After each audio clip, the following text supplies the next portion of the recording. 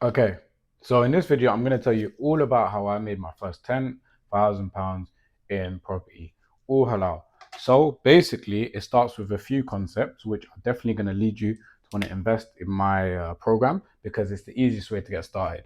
So the things that I had, one, assets was, if you know me, you know what I'm going to say, M-U-M, my mom. So if you don't know me, my journey actually started in 2016 getting into real estate, which was the first time I was around investment property. When I say investment property, properties we used as service accommodation, more commonly known to the people as an Airbnb. So that's when I started. But in 2016, I was only 16 years old. So I cannot tell you that I was a super serious, ready to go businessman. I was more so helping ad hoc with cleaning, checking in clients.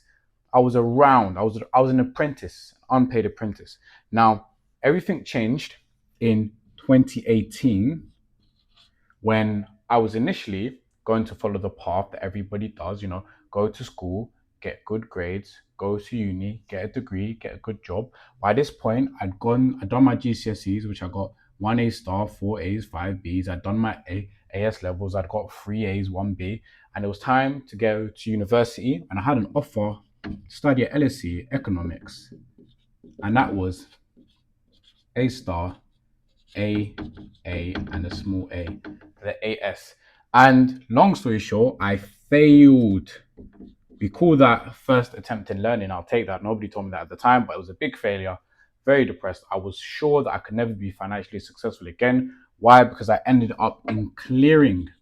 Now, if you're not from the UK, what clearing is basically you get two offers to go to university. My first was an LSE, my second was UCR, and the silly thing I did, I don't regret it, but I made A star AAA my firm, and my insurance was A star two A's. But this last AY was always going to get, so that was a bit silly. But I tried my luck. So I was failed, I was in clearing. Me, who was so academic, I didn't get the chance to go to university. So now I had to take, I didn't know this at the time because it'd never been part of my planning. I just thought I was done. I was over. I could never go. I didn't even know. I just thought I was finished. I found out I could take what we call a gap year. I found out we could take what we call a gap year. And on this gap year, I basically had two goals, two things. Help my mum with the property journey, which was now about 2 years in, and it was starting to grow. We had more properties, and retake my exams to get to university. So those are my two goals: exams and help mumsy with the property journey. Exams and property. Now, this gap year was actually game changing. I'll tell you why the gap year was game changing, because I was able to spend a full complete year, which, if you're thinking about in life, when do you ever actually get the time to dedicate to a business? You don't. The only real working experience you get is one in GCSEs when you do work experience, which was rubbish. I worked in co-op, and all that told me was I could never ever do any sort of part-time job ever in my life. I could never do that. And two is when you graduate and you're already in. So that gap year was actually a blessing in disguise. And on that year, I learned something which was very simple but very game changing, that you can make income without actually having to go to a 9 to 5 traditional job.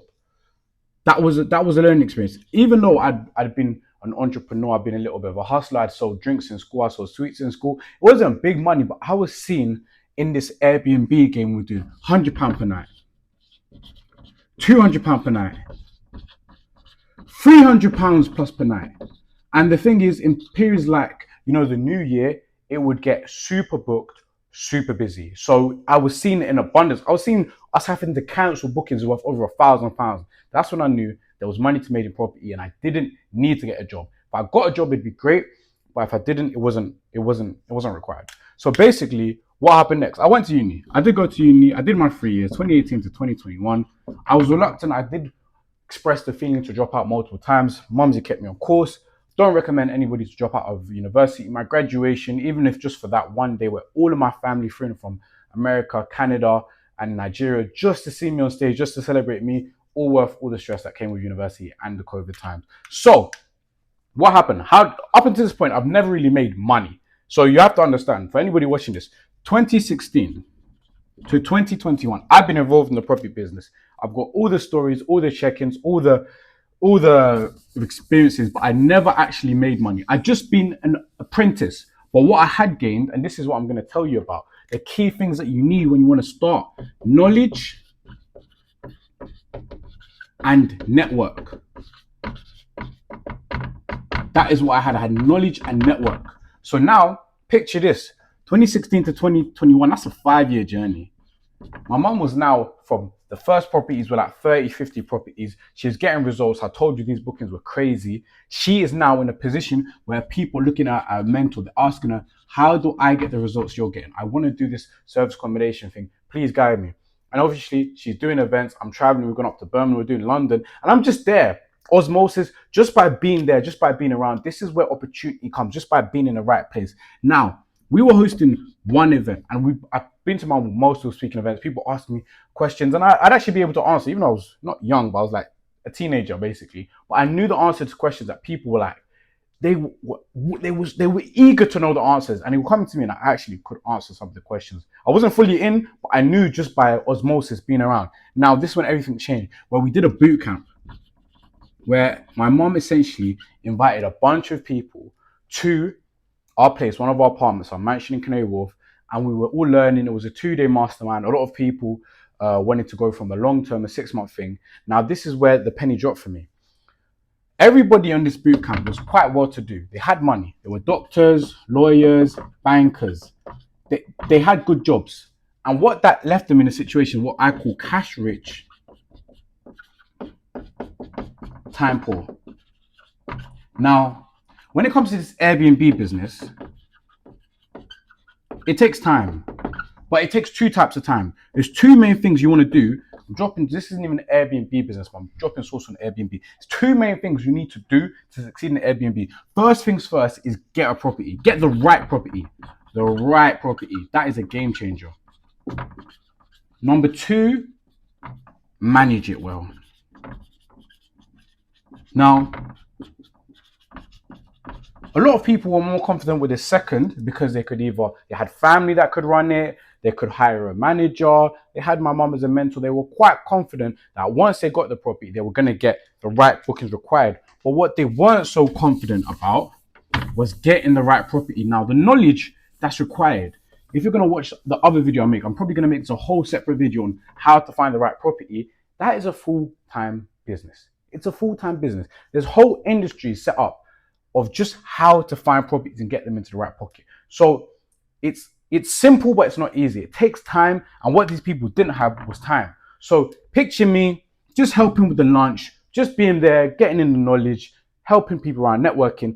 A lot of people, 3 to 5 people, this is the key, 3 to 5 people contacted me and said, Abdul, I know you know what makes a good property, and I was fresh out of university, so I had time now for the first time in my life. Well, had free complete time. They were like, can you help me find the property? And I'm happy to pay you what we call the sourcing fee. Now, how much is the sourcing fee for what we're doing, which is rent to rent Airbnb? Sourcing fee was £3,000. And I already knew this. I knew the sourcing fee was £3,000. I knew this. I've been on networking. I've been on courses around, helped. I knew it was 3,000. But the 2 main barriers to getting the sourcing fee 3,000. One is what we call an investor, and one is a deal. And I'd spent all of my time as well in the background when I was at university learning how to find those, doing the education. But what I never had was the investors keen, ready to go. I knew how to find them, but I just never put that work in. Now I had the investors begging me, saying they knew, liked, and trust me. Remember, they met me at Mastermind, so they knew, liked, and trust me. They knew my story. I've been doing this for 3-5 years in the background. They knew I knew. They were like, Abdul, please, we'll pay you. 3 of them, 3 to 5 of them, saying, please, I'll pay you the money. So what did I do? I took the investors and I went to go find the deals. And I'll tell you exactly how I found the deals. It wasn't even a requirement. It wasn't even a requirement for me to have the deal myself. I used, again, this is what we call about network and leverage. You don't need to do everything yourself when you're starting. When you want to scale, you definitely want to have your own sources, but I use agents, letting agents. That is how I found the first 3 deals I closed. And that's how I made my first £10,000. And to be honest, I'm gonna be honest, a lot of it was ad hoc luck, just putting myself in the field. Because one of the first deals I actually closed was somebody asked me, could you go on a viewing on their behalf for a property they were looking to close? They were busy, they were a doctor, they didn't have the time. They said, look, Abdul, I will pay you, I think it was £50. I think it was £50 to go on a viewing. And the reason I was happy to go on a viewing for £50 because I've been on so many viewings and made no money. I was putting myself no viewings, made no money. When someone said, okay, go on a viewing and I'll pay you, I was like, whoa, this is guaranteed. I'm going to make money. It's going to cover my petrol. It's going to cover my lunch. I'm happy. I'll go do it. Was in Wimbledon, from East London to Wimbledon.